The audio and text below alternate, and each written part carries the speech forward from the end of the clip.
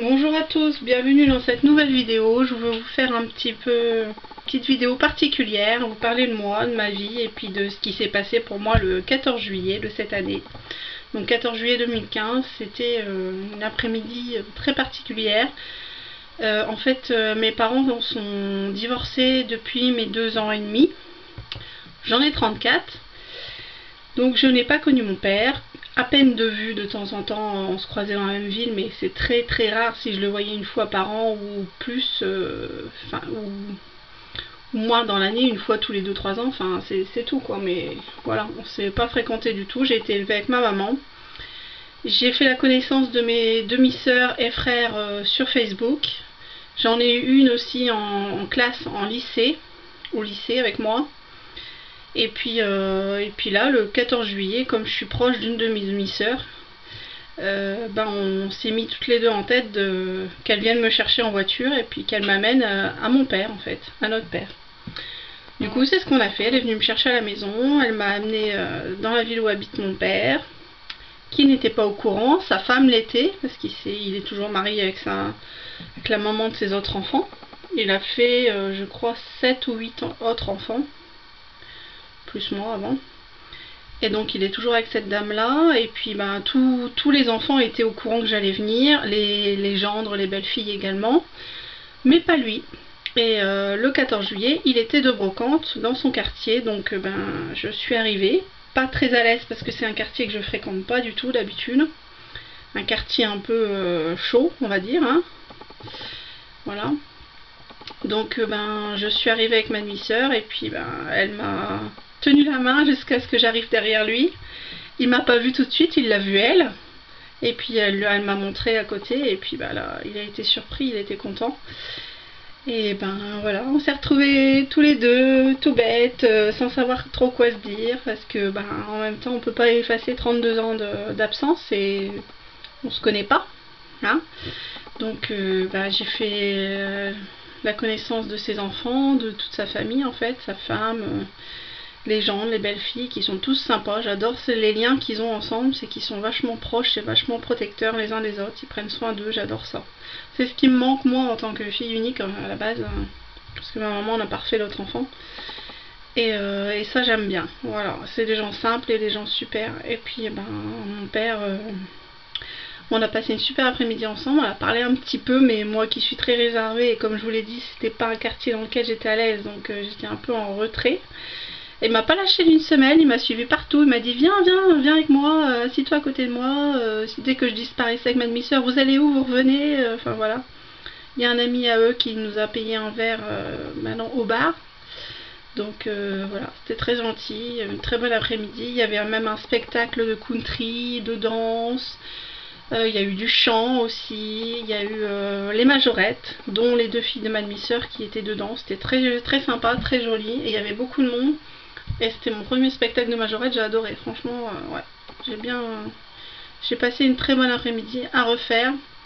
La brocante était un peu petite et un peu nulle, mais bon, c'est pas grave. Il faisait super bon, et puis j'étais en bonne compagnie. J'ai découvert des gens super, avec un grand cœur. Et voilà. Et puis fut l'heure du retour, vers 18 h à peu près, donc ma demi-sœur m'a ramenée, et puis mon père a voulu se glisser dans la voiture, donc il l'a fait. Et du coup il est arrivé chez moi, avec nous, et je lui ai dit écoute, c'est l'occasion, tu vas pas rester sur le trottoir dans la voiture, quoi, descends, et puis viens faire la connaissance de mes 3 enfants, et puis de mon mari. Donc voilà, il a fait la connaissance des enfants, qui n'attendaient que ça, sauf le petit dernier de 4 ans qui s'en fout un peu, il sait pas, il comprend pas. Et puis mon mari qui était surpris de le voir, qui est un peu réticent aussi, parce que comme je vous l'ai dit, il est d'un quartier pas recommandable on va dire, et pas très fréquentable. Bon, je suis bien consciente qu'il y a des gens bien aussi dans ce quartier là, mais il y a beaucoup de mauvaises personnes, voilà. Et donc ils ont fait connaissance très timidement, et puis après ils ont fini par parler un peu plus, et moi j'étais avec ma demi-sœur, on parle très bien ensemble. Voilà, donc on est censé se revoir bientôt parce qu'ils vont faire un repas toute la famille, quoi, pour les 1 an de ma petite nièce que j'ai aperçue mais que je ne connais pas, qui s'appelle Lilou. Donc c'est 1 an et puis ben, normalement on est invité. Est-ce que mon mari va vouloir y aller? Je sais pas, je crains un peu un non. Parce que le fait qu'il y ait plein de monde et en plus qu'ils les connaissent pas, ben, ça va être un peu chaud. Mon mari est très casanier en fait, et puis ben pour lui j'ai pas de papa quoi, il n'y a pas de seconde chance. Alors que je lui ai expliqué, je dis bah si, voilà, le passé c'est le passé, c'était il y a 32 ans quand même, donc c'est tout, ils ont divorcé, il a refait sa vie, voilà quoi, il a le droit à une autre chance, c'est tout quoi, donc c'est comme ça, c'est mon choix, et puis ben j'espère qu'il va l'accepter, et puis lui faire une petite place, mais ça va être difficile. Parce qu'il est têtu et que quand il a une idée en tête, il l'a pas ailleurs, comme on dit. Voilà, mais sinon, si j'ai eu un petit cadeau. Un très joli cadeau de mon père. Je voulais vous le montrer. Voilà, j'ai eu un cœur. Un collier cœur en plaqué or. En fait, je l'ai vu venir parce que sur la brocante, c'était autour d'un mini centre commercial dans son quartier. Et je dis tiens, on discutait, puis d'un seul coup je me retourne, on faisait le tour de la brocante et je me retourne et je le vois plus. Et puis bah, je l'ai retrouvé devant la vitrine, la bijouterie, mais bon bah c'est tout, il était occupé, il regardait la vitrine, donc moi j'ai continué ma route et je suis allée rejoindre son stand et sa famille. Et puis après j'ai vu qu'il venait parler discrètement à sa femme et qu'il prenait des sous dans la caisse et qu'il a demandé l'autorisation à sa femme. Voilà, maintenant je sais pourquoi. Et puis bah, il a envoyé ma demi-sœur chercher ce bijou qui est revenu avec un petit sac et qui lui a tendu et puis il me l'a offert et il était très touché et je l'ai remercié beaucoup.